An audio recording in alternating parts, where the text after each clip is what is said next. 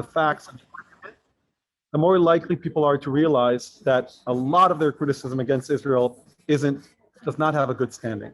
With those two pillars in mind, let's take a very quick review of the 6 principles that we have in mind. Number 1, know your audience, right? You wouldn't imagine in any other situation not caring anything about who the person is, right? Think about sales, think about hiring. In any operation, in any engagement you have, you want to first understand who you're dealing with. When it comes to Israel advocacy or having a conversation about Israel, there are 3 types, meta types of individuals, archetypes, if you will, and that will really help you understand how you want to engage. Joanna mentioned one of them before. These are the people who are just hell-bent on being anti-Israel, they're anti-Semitic, they're not looking for a conversation. They're looking to burn Israel. You don't want to speak with these people. That's not going to help in any way. The other 2 types of audiences, and we can get into that later, are the ones who are either self-proclaimed human rights activists or pro-Palestinians. And all I'm going to say about this principle is they're not the enemy. They will trigger in us a very strong visceral response that will want to neutralize what they're saying. That's not what we want to do. We actually want to embrace these people because, believe it or not, they actually support a lot of the values that we support. They just got lost in the conversation. Number 2, very important, and again, counterintuitive, difficult, but effective. Be empathetic before being right. Don't skip over the part where people are discussing the tragic outcome of this conflict. If somebody's talking about 67 dead children, don't just skip over that and say, yes, but, because that lack of empathy creates a gap between you and the person you're communicating with. So we have to acknowledge the real tragic reality and then move into the more rational conversation, if you will. Number 3, use the power of terminology. I also like to say negotiate terminology before you negotiate ideology. The actual words and phrases that are being used in and of themselves trigger emotional responses, conjure up cultural and historical contexts that are not very positive for Israel. Just case in point, why are they constantly using the term apartheid? Any real analysis of this term, comparing it to any other case in history, shows that it has no standing in the conversation. But they use it because they know the power of terminology. And a lot of us, we just glaze over it and move into our arguments why Israel's right. And I'm moving quickly because we're going to have a chance to dive into any one of these that you want. Number 4, the power of analogies. Analogies are very, very powerful. It's when you actually use an example that the other person can relate to because it's familiar to them from their context of life. We'll give you a lot of examples, like how do you compare this conflict to an unfair parking ticket, right? By referencing examples in their lives that they can relate to and then importing their conclusions into our conversation, we can save a lot of time. Next, role reversal. Again, very counterintuitive, very effective. Step out of the role of being Israel's defender and step into the role of inquiring how they would solve the problem. Put them in the driver's seat. Let them deal with the complexity of this reality and ask them, okay, you're against the airstrikes. Do you have any other ideas of how Israel might protect itself? Really, I'd love to hear your opinion. Whatever it is they're accusing Israel of doing, don't defend it yet. Ask them if they have an alternative suggestion.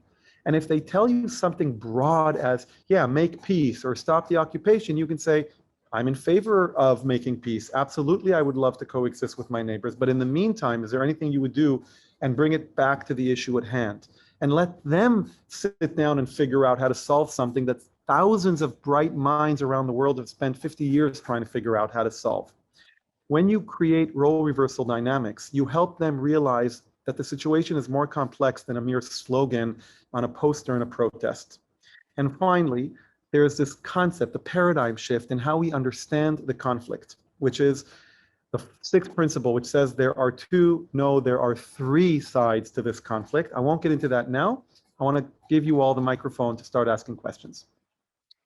Wow, amazing. So basically, I'm going to go run through this. Aaron Sugar, you ask a question which I'd like you to elaborate on in a minute. So I'm going to go to a different question. But your question is, how should we respond when asked, what about the next crisis? And if you can just write again, what do you mean? Who's asking? Is it your kids? Is it someone online? Can you elaborate exactly what the question is? And then we'll be happy to answer. And we have a question in our Facebook group for Tucson Jews of Justice. There are participants to it says here there are participants to constantly keep Israel's branding crisis by constantly bad-mouthing Israel. If anyone posts about Israel in the group, the conflict is brought up. That is the purpose of the group. So how would you suggest handling a situation like that? So definitely, you are the man to talk to. Okay, so I think the first question I'm really curious to ask, and you can answer me while I give you the rest, is how many people are we talking about? How large is the group? Are you talking about a handful of people who are like the sit-in hecklers of the group, or are you talking about dozens of people? The reason I ask is because the smaller the group, the more I'm going to recommend to do something Joanna said before, only offline, which is move it into a private conversation with them. Instead of seeing them as a nuisance that you want to rebuff, actually engage with them, pull them in, but not in the forum. So I like, wait, is it, thank you, Marshall. It says, And 3 hecklers. I think 1,500 people and 3 hecklers. This is so Perfect. Such an important point, because I notice I'm, as you can hear, I'm English. So I tend to be not overly emotional about too many things, because we English like to have that stiff upper lip. I view this entire situation as partially our responsibility. We have to take responsibility for our responses. Why are we responding to all these different people who are heckling and we will not change their mind for sure? We need to take a moment and see who we can talk to. And by the way, in the same way of thinking, who is truly surprised by Bella Hadid and what she said?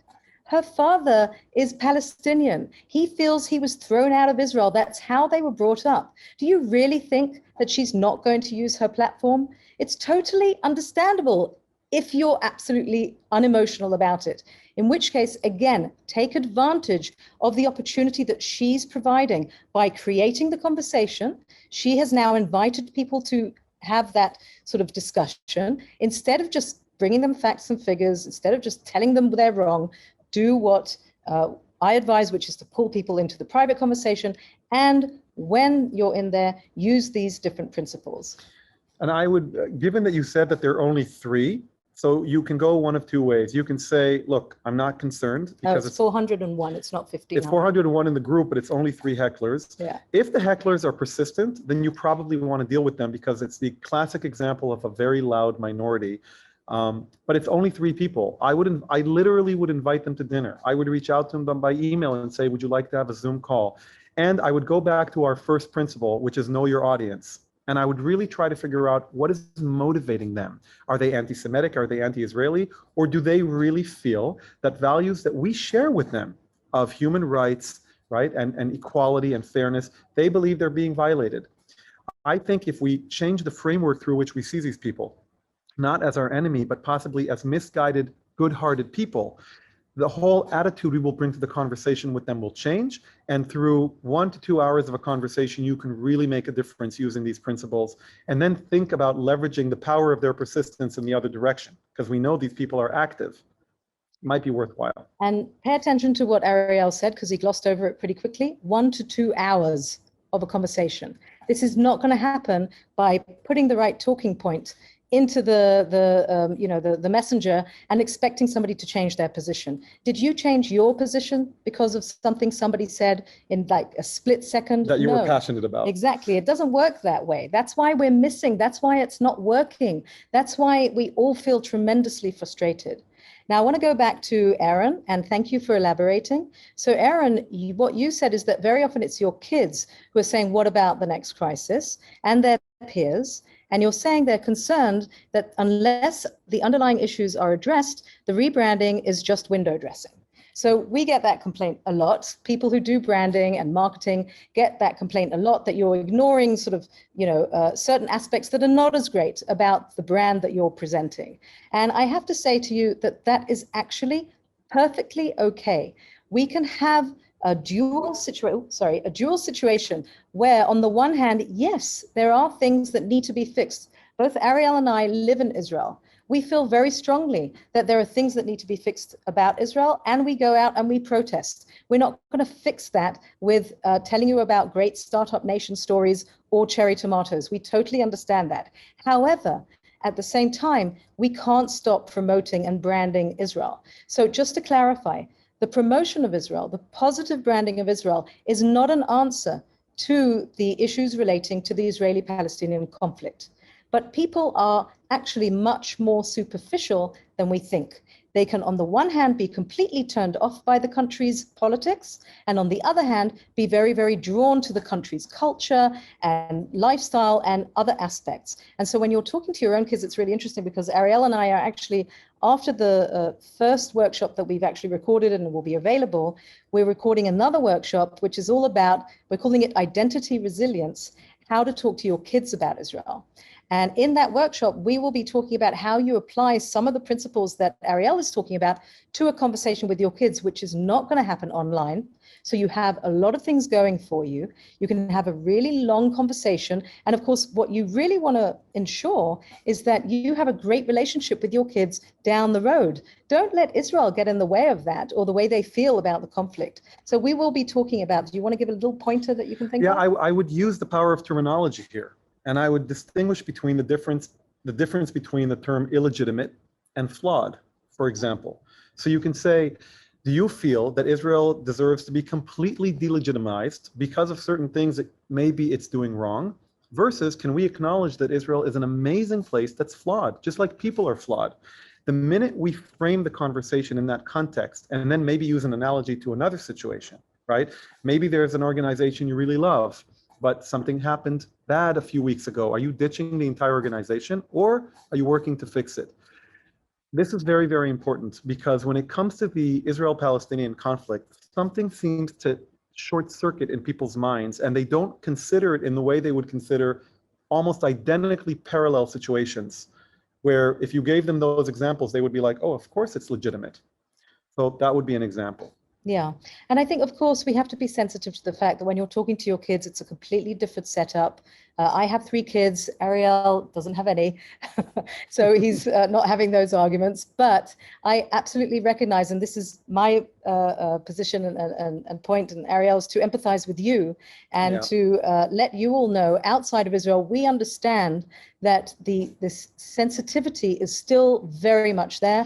And of course, that it's extended well beyond social media. We in Israel are going back to the beaches and all the fun, except for COVID and stuff like that. But you are actually experiencing it still for much longer. But we still think that there is an opportunity here to really develop a brand new set of skills. It's completely different to what it is that you've been doing so far. I expect that you've been told to, post memes about how many rockets have been thrown at us, or show great pictures of, the Arabs in Israel and tell people we're a democracy, stuff like that. I can tell you, especially with kids, they are not paying attention to that stuff. They just don't have time. My kids are on their cell phones all the time. They don't even get my text messages, because at any given moment, they have about 150 text messages. It's ridiculous. So take them offline. You can have a conversation with them. Take the time. Don't expect it to be fixed in one go. That's also okay. It's a long-term conversation. Ask for their opinion. Use the different things that Ariel talks about. For example, if you can give a little bit of sort of context to role reversal, which I think is one of the strongest principles and really, really works. Absolutely. As an example. Absolutely. So let's say your kid comes home and says, hey, I just heard that Israel used disproportionate force. And by the way, I'll connect it to Stacey, to what you just said. I just heard Trevor Noah, who everybody likes, who's a funny British guy, really, really come down hard on Israel and talk about the fact that we're bullies and that we killed 67 kids. And that's, you're going to want to immediately, your knee-jerk response, this is where we go to the counterintuition. You're going to immediately feel that you have to quickly fix the situation lest you lose your kids. You're not going to lose them that quickly. What you want to do is you want to turn to them and say, so what do you think about what Trevor Noah said? And do you know, what do you know about the airstrikes? Okay, so let me ask you something. Let's say Israel didn't do that. What do you think Israel should do? I know you're young, but I'm willing to hear you. Kids love to be heard, right? They love to have an opinion, even if they're not fully educated and fully developed. Let them try to come up with an alternative solution. When they fail, what you want them to walk away with is that this is a complex situation, and that even Trevor Noah didn't really go into all of the complexities. And the more they try to figure out the solution on their own and they figure out that it's complicated, the more they will empathize with Israel's impossible situation, and then maybe use an analogy. Give your kids a situation where they experienced a no-win dynamic. and tell them, do you remember when this happened? And you felt that nothing you could do would work. Remember when we had this situation, that situation, and you felt like you couldn't win, right? Well, sometimes that's how Israel feels. And then move into role reversal and let them try to solve the problem. Okay, so I've got a long question here. I'm going to read it out, and it's really fascinating. You know, when Ariel and I were creating this workshop, we actually went through dozens and dozens of different reactions and different problems. We actually asked some parents to send us some questions. So it's really interesting what we're seeing here. I'm very happy that we have some good answers for you. Can you give a high-level example of how to have a conversation using these 6 guidelines in a situation where a student, middle school, high school, or college, is in a class that is discussing current events, and someone starts off the conversation by stating that Israel is oppressing the Palestinians and that Israel doesn't have the right to defend itself? In my experience, there is typically only one Jewish student in the class, and the burden is on them to give a different, unpopular viewpoint. Okay, first of all, I'm going to take a breath as per your advice, because this really is one of the tougher situations, and I'm going to take it even further. What happens when you're a student in undergrad school and your professor starts a conversation like that? That can also be very, very difficult. I'm going to say something that may not be popular right now, but it's very consistent with Joanna's approach that I very much believe in. One option is to say nothing, is to let the conversation die out. Another option is to listen, just to listen. Don't be the first one to respond. That student said something. Let it sit for a minute. See what the other students are saying. See how they're responding. Try to gauge the room. To really, really improve your child's position in that classroom, even finding one more student in the classroom who's an ally can make the whole difference as far as the power dynamics in the classroom.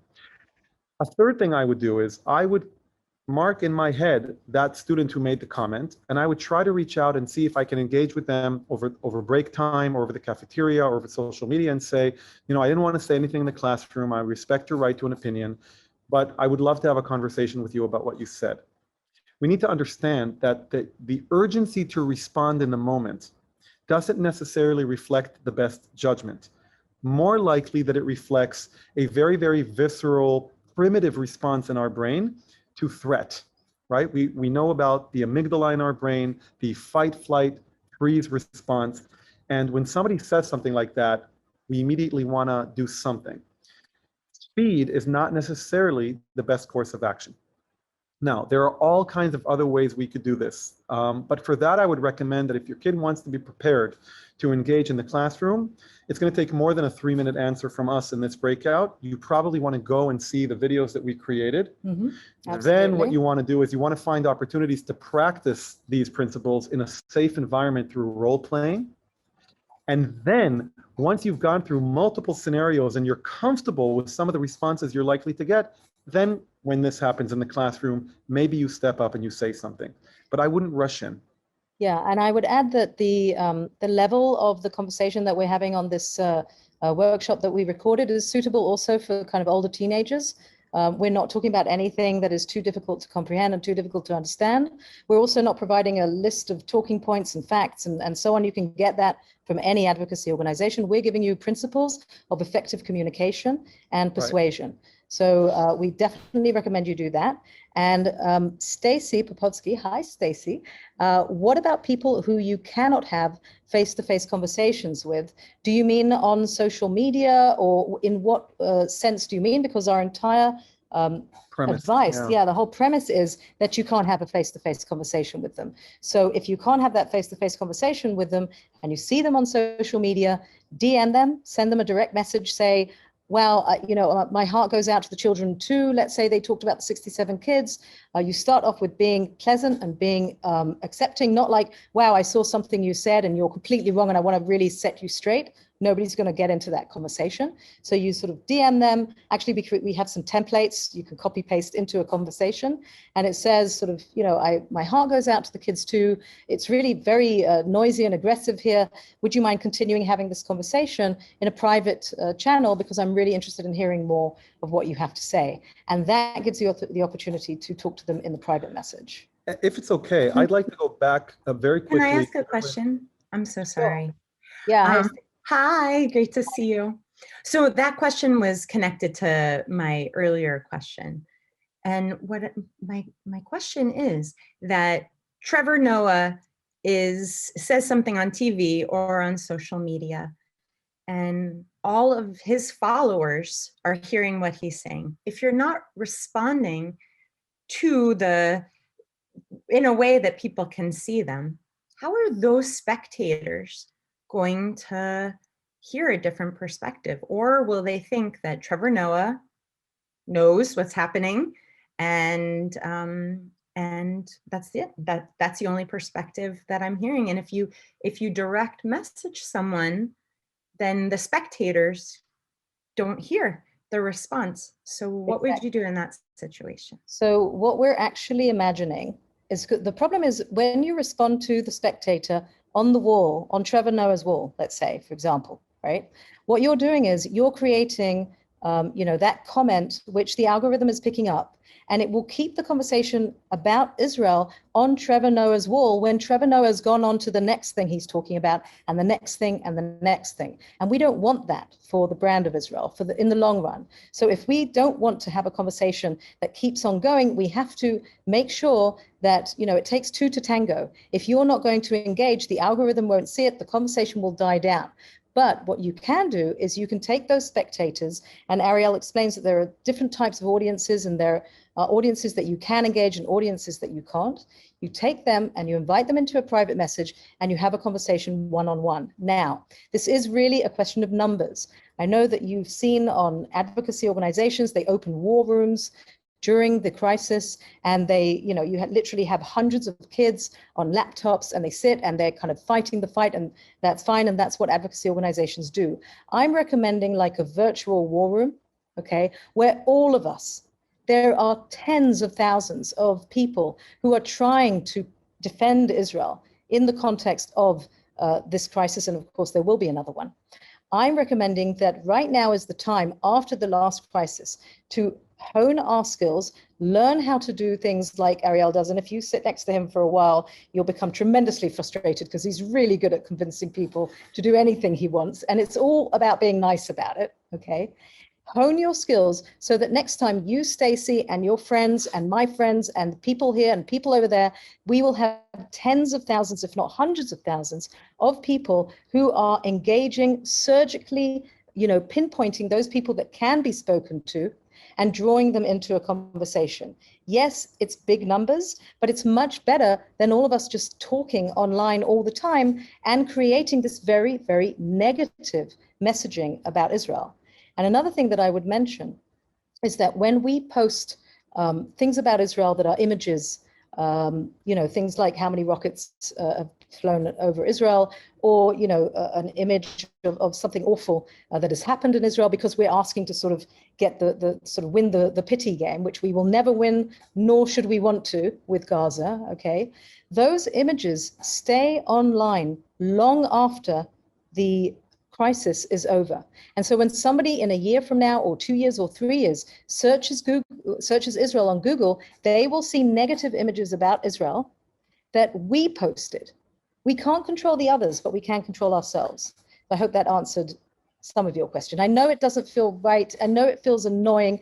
I know we really should be able to right the wrong, but we just won't be able to. And I think somebody needs to actually say that, but we can do other things, which is what we're trying to share today. Okay. Stacey, we got 5 minutes left. Okay. Stacey, are you satisfied with that? Is that okay? Yes, thanks so much. Okay, good. All right. In these last 5 minutes, basically, I would like to just kind of wrap up and really, tell everyone that we really hope that you've enjoyed the summit. We try to give you an overview of everything that we do at Vibe Israel. I have to tell you, this is the first time that we at the organization have dealt with Israel advocacy at all. Everybody's been trying to draw me into Israel advocacy for about 10 years, and I've consistently and constantly refused to do that because I didn't feel that the brand of Israel was being harmed enough until now.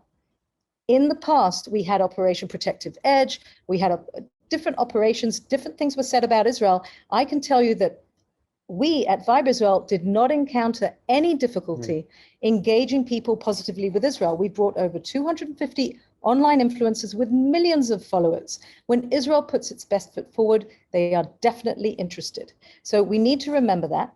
And please, we do hope that you will go and download this workshop. There's also an app. It's free for the next week for anyone who's actually participated here. So I hope you use that. We talked about the sharing Israel's inspiring story. We talked about connecting people to Israel with our app. We're really excited about our app as well. We hope that you use it, that you bring it to your communities. And we talked about, 1 second, I'm being given, I know, thank 4 you. minutes. Thank you very much, very kind. I was in the middle of saying something and now I lost my train of thought. What was the third? They had inspiring, we had connecting, and we had sharing Israel's story. I had inspiring in the middle. Okay, we had the digital toolbox. The digital toolbox for Israel, Unboxing Israel, by the way, I didn't think of creating something like that, but because I'm a specialist in country branding, I know about New Zealand and Costa Rica and different countries around the world, Estonia. They all have digital toolboxes, like a Google for their country. Mm-hmm. Israel doesn't have that. Certainly you can find stuff online. It's not necessarily free. It's not necessarily great. Use unboxingisrael.com as your go-to resource for anything, for social media, for events, for anything you want. There's also Israel's story itself, some narratives, and we will be doing more and more workshops about this online as the weeks go by. So what's going to happen right now is we are going to send you back. You can either go manually back to the main stage for a kind of final recap, or you can wait until I stop talking, which I think I'm going to do right now. And Marty, to your question about what's the third side to the conflict, you have a very detailed answer to that in the content that Joanna just spoke about, which you can access for free over the next week. So I'm going to trust you to watch that on your own. All right, so we're going to send you back to the main room, and thank you so much for staying on. And we'll see you back there in a second. Thank you.